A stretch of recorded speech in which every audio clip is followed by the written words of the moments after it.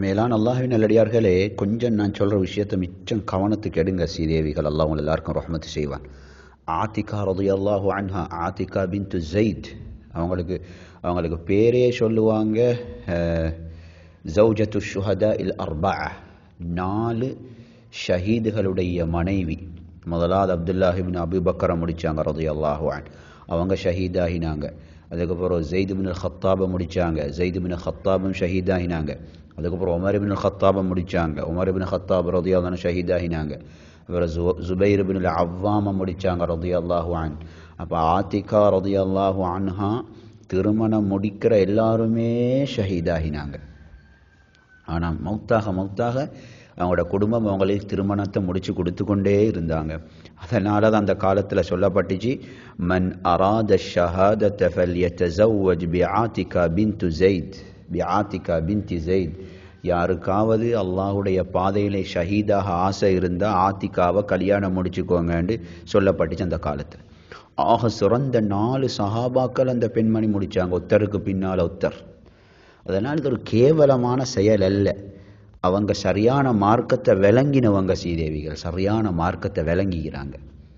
இன்றைக்கு நான் நினைக்கிறேன், இந்த உம்மவாப்பட இந்த மனவேதனையோ தெரியும் இந்த பிள்ளைகளுக்கு பதுவாக அமையுது. உம்மு குல்சூம் ரலியல்லாஹு அன்ஹா நான் சொல்லி காட்டினேன். அலி ரலியல்லாஹு அன்ஹு, ஃபாத்திமா ரலியல்லாஹு அன்ஹாட மகள், அஹ்லுல் பைத், நபி அலைஹிஸ்ஸலாத்துடைய குடும்பம். அந்த உம்மு குல்சூம் ரலியல்லாஹு அன்ஹாவும் 4 முடித்தாங்க, அதாவது ஒருத்தருக்கு பின்னால் ஒருத்தர். முதலாவது உமர் ரலியல்லாஹு அன்ஹா முடித்தாங்க. உமர் ரலியல்லாஹு அன்ஹுக்கும் உம்மு குல்சூம் ரலியல்லாஹு அன்ஹாக்கும் எவ்வளோ வயசு டிஃபரெண்ட் தெரியுமா? அதுக்கப்புறம் உமர் ரலியல்லாஹு அன்ஹு மௌத்தா போக அவுன் இப்னு ஜாஃபர் முடித்தார்.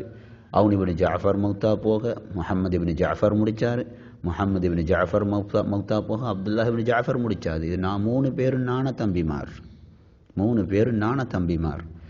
அப்போ மேலான அல்லாஹ்வின் நல்லடியார்களே, ஒரு கணவர் மௌத்தா போக இன்னொரு கணவரை முடித்தாங்க. நாங்கள் முதல்ல அந்த மார்க்கத்தை அழகாக விளங்கணும். அல்லாஹ் சுப்ஹானஹு வ தஆலா எங்களுக்கு தந்த பாக்கியம், அருள், ஒரு நிஅமத் இந்த தீனுல் இஸ்லாம் என்றது.